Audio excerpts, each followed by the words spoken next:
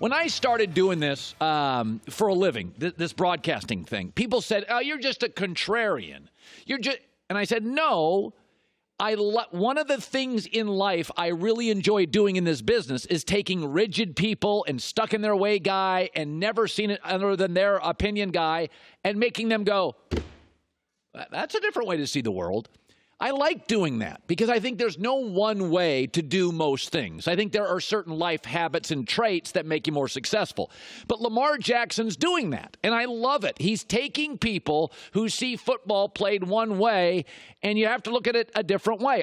He's a little bit of a football, not only a disruptor, but a contrarian. I mean, they're a time of possession offense, but they're a big play offense. They play 100 miles an hour, but they make no mistakes. They're a ground and pound team, but they averaged almost 9 yards a catch last night. The league is not used to this, and they're making everybody go, whoa, you can't be that and that. And I've had several friends who have gone to a game where Lamar plays, and they're like, oh, he's better in person. He's actually better in person. He's faster in person. So that's what I love. Now, let me tell you something I don't love about the whole Lamar thing.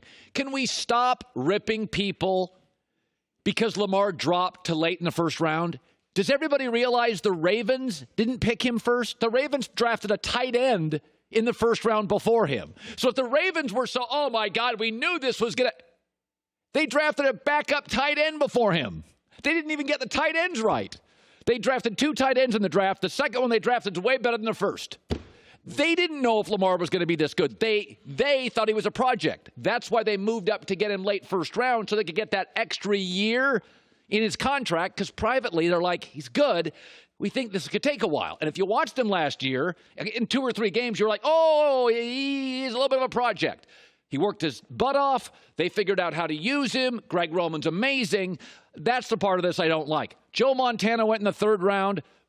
Tom Brady in the 6th. I still don't know if Dak and Kirk Cousins are any good. It's a hard position to figure out. And he was a hard guy. I saw him and Josh Allen as projects. I thought they'd work. I just saw it would take a while. And by the way, both are very good. Lamar's going to be the MVP. So that's the thing I like. He's making us look differently at football. The thing I don't like is the Ravens picked him 2nd in the 1st round. But here's the thing that really amazes me. When you watch young quarterbacks, Sam Darnold sometimes plays very young. Baker not only plays young, but sounds young at the podium. Kyler Murray sometimes makes young guy mistakes. Josh Allen's good, but he still looks young. Lamar doesn't look young. The game's not overwhelming him. I tend to look at a quarterback's feet. Are they nervous? Are they dancing around? When I can see Lamar's feet, because they're moving so fast, the game doesn't overwhelm Lamar. In fact, he's overwhelming the game. And some of this is because he played quarterback in high school for 3 years. He started and he got 25, 26 starts in. And then he went to college and he played early and he got 35 college starts in. So he's been playing quarterback for a long time. And this has been his style. But I have a friend who used to be a professional water skier. And he tried to teach me how to water ski. And I remember getting up there thinking, oh my God, we're going so fast. Oh my God. And he's like, you're almost going the slowest you can go and still stay afloat.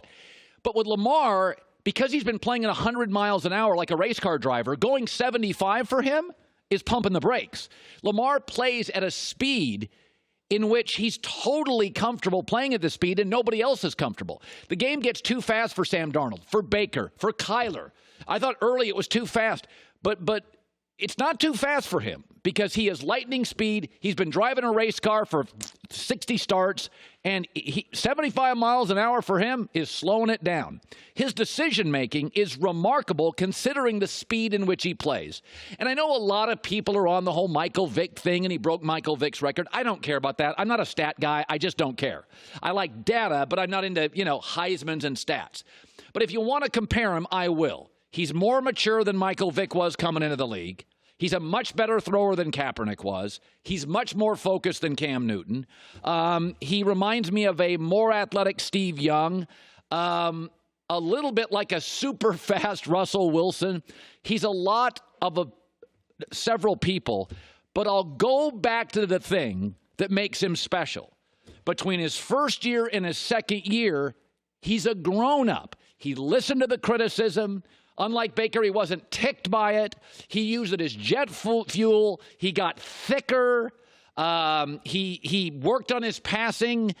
He's coachable. He's mature. He defines what a franchise quarterback. A lot of guys are fast. That doesn't mean you're a franchise quarterback. It's the maturity, the understanding, the big picture. Now, I still think this offseason, he needs to go to a baseball camp and learn how to slide. And I guarantee you he will, because he's coachable. Franchise quarterback's not just about, man, he's got a big arm. Wow, he's fast. After the game, he had this to say, and it goes back to, this is 30% of quarterback is the other stuff. We know his tangibles are good. It's the intangibles. Didn't really remember breaking it. Wasn't a big deal. Didn't say, get me the football. I love that he's making all of us who have watched football forever see it differently. He's a contrarian without even trying to be. I love that. I am tired of, how did anybody pass on him? The Ravens did. But his ability, his split decisions, his nimble, twitchy mind that gets things done quickly with no mistakes is fascinating. And when you play that fast, I guess 75 miles an hour is fast for everybody else, and it's slow for you. Love watching him play. All right, so let's shift gears to Troy Aikman, is a former Hall of Fame quarterback, obviously, and now a broadcaster for Fox.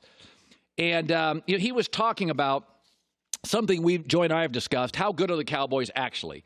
And Aikman was talking about their talent. Okay, and it's interesting. Maybe it is, and I tend to agree. But when you talk great, not very good, Amari Cooper's very good. But Zeke is a great talent, probably the first or second best player in the league at his position. The Cowboys have 4 great players.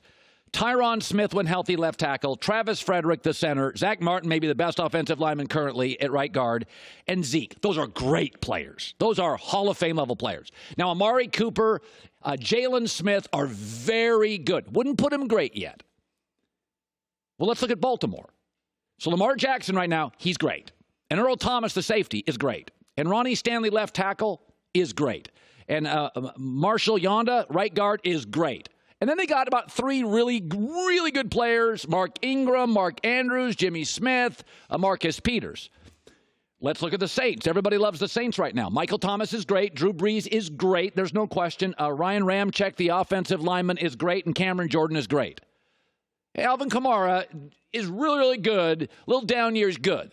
So they got about 4. San Francisco, to me, has got 4 or 5. Nick Bosa is great.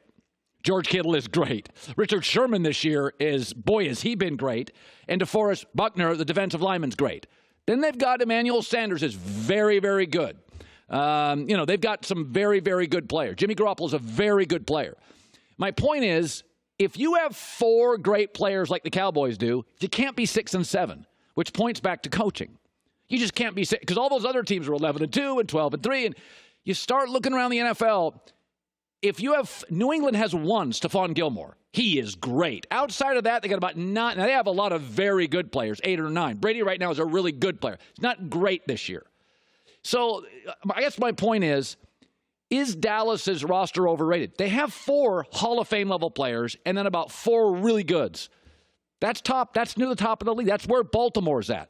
But Baltimore is a freight train. And the Saints are going to be favored in the NFC to get to the Super Bowl. And San Francisco rolls somebody about every other week. So with Dallas, I do think when you really Seattle, by the way, only has 3 great players. Russell Wilson, Bobby Wagner, Jadeveon Clowney are the highest graded guys on PFF by a mile for Seattle. Then they've got the running back, 7th-round kid, really good. So here's what I know. Dallas is one of those 7 or 8 teams in the league that probably has 4 great players that will get Hall of Fame votes. And they also have about 4 really, really good players. You can't be 6 and 7. You can't be 6 and 7. Because all those other teams are winning divisions, 9 wins, 10 wins, 11 wins. Dallas has 6. To me, it's a coaching issue. Maybe a little overrated, but a coaching issue. Hi, everybody. Thanks for watching. Subscribe here to get the latest from the show. Also, be sure to check out more of the best clips from The Herd or go watch a few segments from other shows on FS1.